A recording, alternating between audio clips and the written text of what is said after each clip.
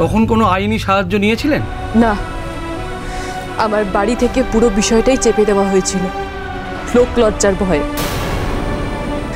ওই নোংরা লোকটা একটা ভালো একটা ভদ্র মানুষের মুখোশ পরে ঘুরে বেড়াতো, তাই ওকে বিশ্বাস করে কেউ আমার ঘটনাটাকে গুরুত্বই দেয়নি। আমাকে বাধ্য করা হয়েছিল চুপ করে থাকার জন্য, কাউকে কিছু না জানানোর জন্য। লড়াই করার মতো সাহস সুযোগ কোনটাই আমার কাছে ছিল না। মানসিকভাবে বিপর্যস্ত হয়ে গেলেও আমি এতদিন চুপ করেছিলাম। কিন্তু এত বছর পর এমন কি ঘটলো যে আপনি আমার সঙ্গে আলোচনা করতে এলেন? যদি মানসিক চাপের ব্যাপার হয় তাহলে তো ডাক্তারের কাছে গেলেই পারতেন। অন্য কিছু কি? ওই লোকটার সঙ্গে ওই ঘটনার পর আমার বহুদিন কোনো যোগাযোগ ছিল না।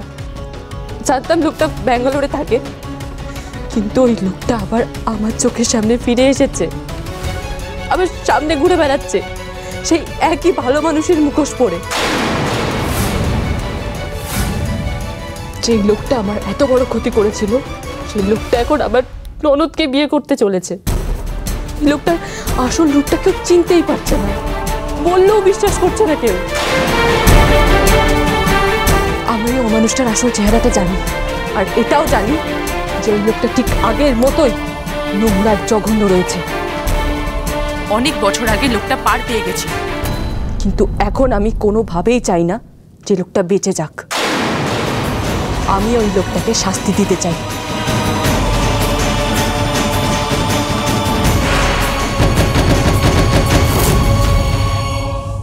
কি হলো কি? এই যে খোঁজ নেওয়া হয়েছে? আমি খোঁজ খবর নিয়ে দেখেছি, সমস্ত কিছু ইন ডিটেলস মিলিয়ে নিয়েছি। দেখুন, আমি বেগমের ব্যাপারে কনসার্নড। আমি ওকে ছোট থেকে দেখছি, ওকে আমি স্নেহ করি, ওর প্রতি আমার মায়া আছে, কিন্তু ফ্যাক্ট ইজ এ ফ্যাক্ট, ও সত্যি ডেলিউশনাল। ওর মাথাটা। এবার কি করবে করো বেগম, যেখানেই যাও তোমার কথা আর কেউ বিশ্বাস করবে না। বর্দি ভাই, কাকে ফোন করছো? বেগমের বাবাকে। যাক, বেগমের আমাকে শাস্তি দেওয়ার স্বপ্নটা তাহলে এবারও অপূর্ণই থেকে গেল। হ্যালো, আপনি আমাদের সাথে এরকমটা কেন করলেন? আপনি কি বলছেন? আমি তো কিছুই বুঝতে পারছি না। বেগম শ্বশুরবাড়ি থেকে ফোন করেছে না? কি বল? আপনি কাল আমাদের সবার সামনে বলে গেলেন আপনার মেয়ে মিথ্যে কথা বলতে পারে না। এখন তো দেখছি আপনারাই সমস্তটা লুকিয়ে গেছেন, আমার ছেলেকে এক্সপ্লয়েট করেছেন। আমরা কেউ আপনাদের কোনো মিথ্যে কথা বলিনি বেয়ান। এটা আপনাদের মেনে নিতে অসুবিধে হচ্ছে সেটা বুঝতে পারছি, কিন্তু আপনাদের কাছে হাত জোর করে আমার একটাই অনুরোধ, আগু পিছু কিছু বিচার না করে আমার মেয়েটাকে অকারণে দোষারোপ করবেন না আপনারা, প্লিজ। শোন শোন, এইভাবে ওনাদেরকে অপমান করিস না, এইভাবে ফোনে বলাটা ঠিক না। ওদের সামনাসামনি ডেকে নে, তারপর আলোচনা কর। ওরা বেয়াই বেয়ান, আরে সম্পর্ক আছে। আমার তো মনে হচ্ছে ভুলটা আমরাই করেছি। আপনাদের কথা বিশ্বাস করে আপনাদের অসুস্থ মেয়েকে বাড়ির বউ করে নিয়ে এসেছি। এসব কি বলছেন আপনি বেয়ান? আমাদের মেয়ে সম্পূর্ণ সুস্থ, ওর কোনো সমস্যা নেই। সমস্যা আছে, আর তার প্রমাণ আমাদের কাছে আছে। প্রমাণ? কিসের প্রমাণ? আপনাকে বলে রাখছি, আপনারা যেটা করেছেন সেটা ভালো করেন। এবার এর শেষ আমরাই দেখে ছাড়ব। বেয়ান বেয়ান বেয়ান, আমার কথা শুনুন। শেষ দিকে ছাড়বেন মানে কি? হ্যালো হ্যালো,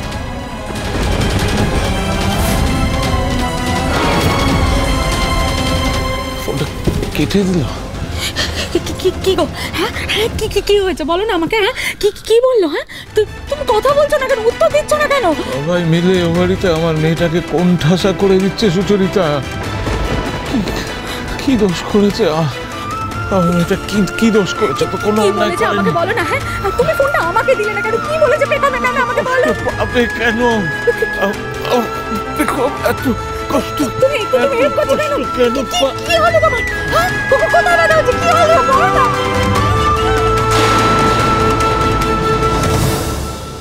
বুঝতে পেরেছি। এক্ষেত্রে আপনাদের কি করণীয় আমি সবটা বলবো, কিন্তু তার আগে আপনারা আমাকে একটা কথা বলুন।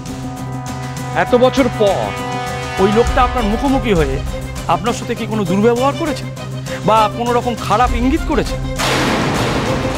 কারণ আপনার মনে হওয়ার আইনের চোখে গুরুত্বটা কম, তার জন্য অসভ্যতার প্রমাণ দরকার।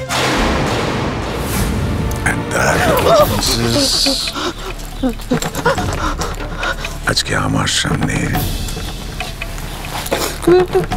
আমার অফিসে দাঁড়িয়ে আছে, এইখানে আমি তোমার বস।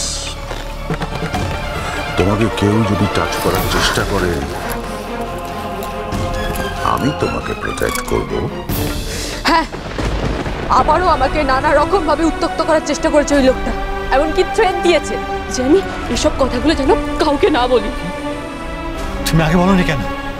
তোমাকে থ্রেট দিয়েছে?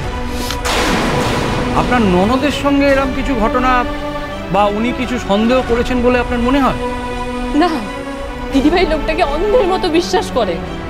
ও বিশ্বাস করতেই চাইছেন না যে এই লোকটা এরকম কিছু করতে পারে। মুখোশটা খুবই স্ট্রং, তার মানে বুঝলাম। আপনার ঘটনাটা অনেক বছর আগে ঘটেছিল, আপনি তখন নাবালিকা, ফলে এটা পক্সো, শিশুদের যৌন হেনস্থা থেকে সুরক্ষা দেওয়ার যে আইন, তার আওতায় পড়ে। আর এখনও ভিকটিমকে যে নানাভাবে হ্যারাসমেন্ট করছে, সেটাও এই আইনের ভিত্তিতেই বিচার হবে।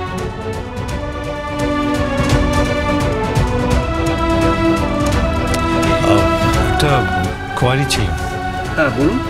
ঘটনাটা এত বছর আগে ঘটেছিল, কোনো প্রমাণও নেই, ইনফ্যাক্ট কেউ সাক্ষী হতে চায় না, তাই কোনো প্রবলেম হবে না তো? প্রবলেম হওয়ার কথা না, ভিকটিম নিজে বললেই হবে।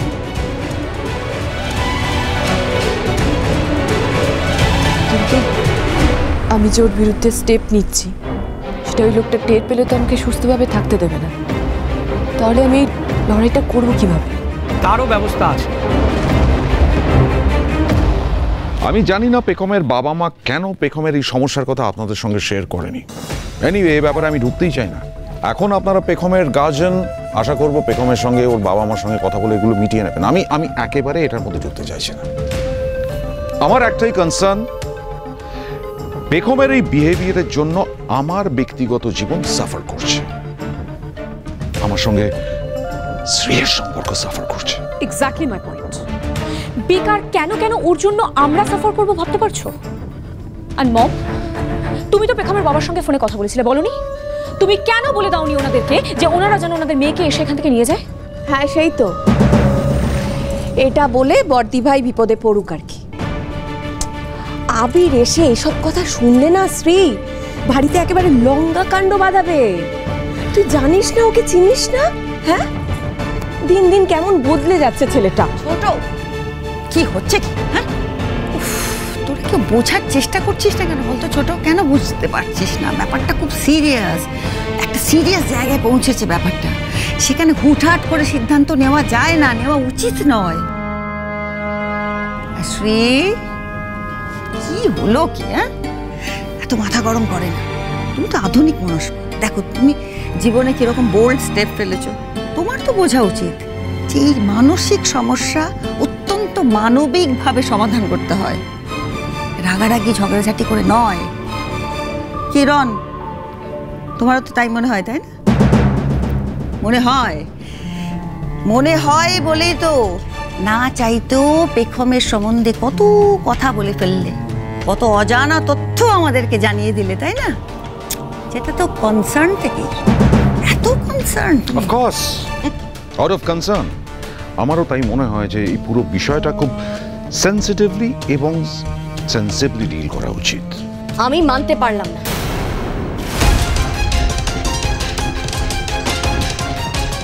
আমাকে ক্ষমা করো দিদি ভাই। ওই মেয়েটা যাই সমস্যা থেকে থাকুক না কেন, বাড়ির সবাই ওর পাশে দাঁড়াবে। আর আমার আমার মেয়েটা সব কিছু সহ্য করবে, সাফার করবে, এটা তো আমি কিছুতেই মেনে নেবো না। কে বোঝালো বড় তোকে এসব কথা? কে বোঝাচ্ছে বলতো? কে বললো যে পেখমকে গুরুত্ব দিতে গিয়ে আমরা শ্রীকে গুরুত্ব দিচ্ছি না? বড় মা, এত কথার মাঝে না তুমি আসল বিষয়টাই কিন্তু ভুলে যাচ্ছ। আবি ওই সকাল সকাল বউকে নিয়ে বেরোলো না, তারপরে তো আর ফেরারই নাম নেই। কোনো গন্ডগোল পাকাতে পারলো না তো? দেখুন, ভিকটিম যেই মুহূর্তে পুলিশের কাছে গিয়ে অভিযোগ করবে তখন বিনা প্রশ্নে অভিযুক্তকে অ্যারেস্ট করা হবে এবং কেস কোর্টে উঠবেই। তারপর সবটা আইনসম্মতভাবে বিচার করার চেষ্টা হবে এবং এক্ষেত্রে ব্যাপারটা যেহেতু সেন্সিটিভ, সেক্ষেত্রে ভিকটিমের পরিচয় ও তার ব্যক্তিগত তথ্য যথাসম্ভব গোপন রাখা হবে। ইনফ্যাক্ট আপনার কমপ্লেনের ভিত্তিতে যে রিপোর্ট তৈরি হবে সেখানে আপনার নাম, ঠিকানা বা অন্যান্য ব্যক্তিগত তথ্য সব কিছুই গোপন রাখা হবে। কেসটা কনক্লুশনের দিকে না যাওয়া পর্যন্ত রিভিল হবে না কিছুই। আর আন্দাজ করলেও গড়ার থেকে লোকটা আপনার কিছুই করতে পারবে না। No tension.